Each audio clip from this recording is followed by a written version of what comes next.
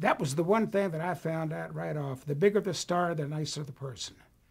And when I started going to some of it in New York, most of it was when I was coming up was in L.A. And I'd go in, I'd be on like Bell Telephone Hour with Liza Minnelli was the hostess. Bobby Darin.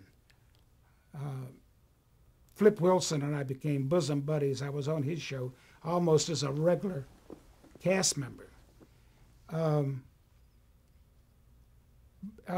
Beverly Hillbillies, here, you know, people who had done all these different roles, legitimate stage acting and stuff. Well, that did bother me. You know, they wanted me to take my guitar off and be exposed. I said, no, I need that guitar. That's my security blanket.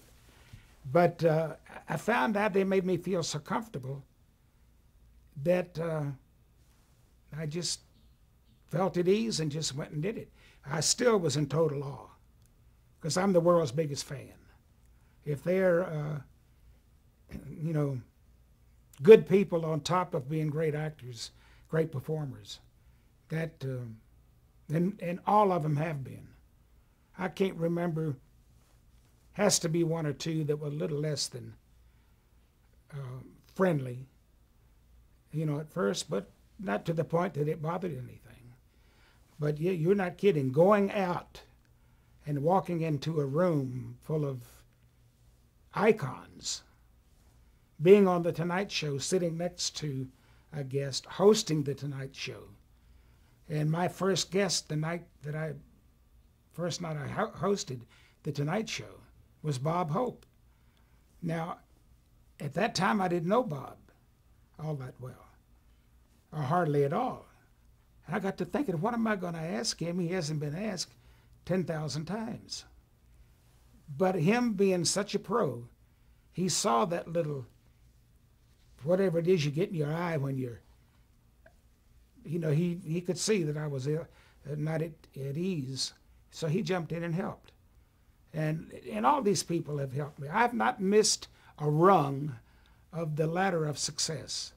It's not been any one thing that has done it. It's been just a combination of people. And the other thing that I will credit whatever knowledge that I got was when they called me to do a variety show, I'd ask who was on, who the other guests were. And if they said Frank Sinatra, well, it's obvious I'm not going to go on and sing a song. I'll go on and do a little comedic bit, or I'll play an instrumental.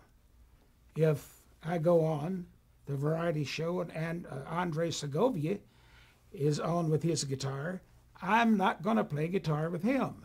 I'll sing a song or I'll do something else. And so me being flexible, I got a lot of calls. People would call and say, let's get the kid that was on in a lot of production crews would go from one show to another show.